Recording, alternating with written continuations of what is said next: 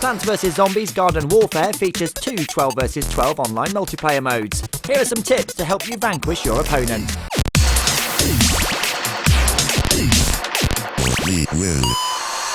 Justin, Plants vs Zombies Garden Warfare has a 12 vs 12 multiplayer mode, so I guess if you want to win, you've got to play as a team, haven't you? You have to put together a great team. You have to use team tactics, and character choice is really, really important. So let's talk about the plants. What have we got?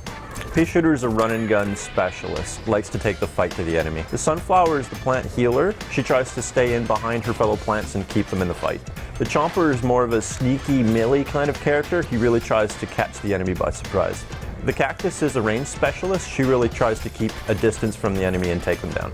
So for someone that's played other shooters, how would you best relate these character types to types people might have played in other games? The pea shooter is like a standard assault class. The sunflower you might find as a medic.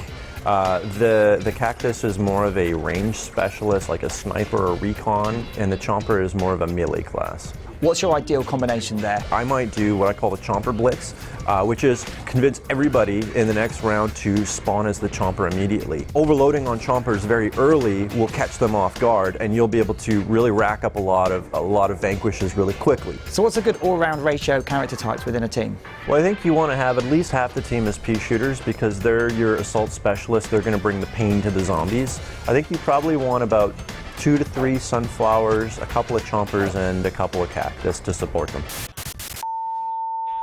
So for someone that's familiar with other shooters, how would you relate these zombie classes to things they'll be familiar with? Sure, so the soldier is your typical assault character. He should be very easy to pick up and play, especially for new players. His rocket jump is great at getting him above the action, allows him to look down and kind of pick off some wayward plants. The engineer is definitely a support type character.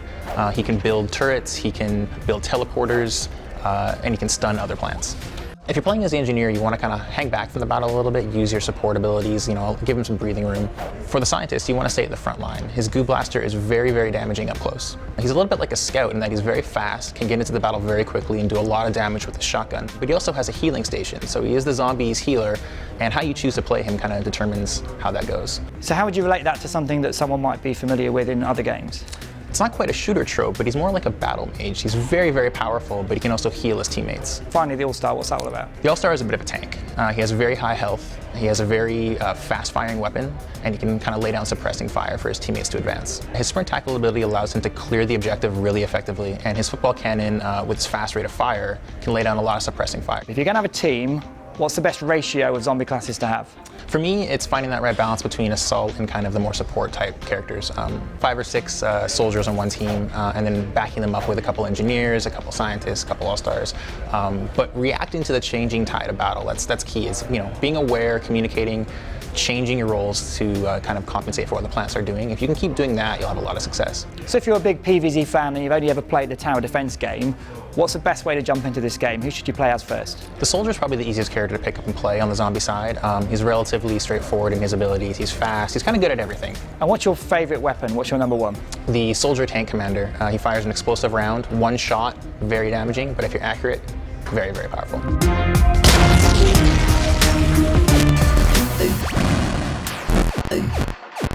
We will.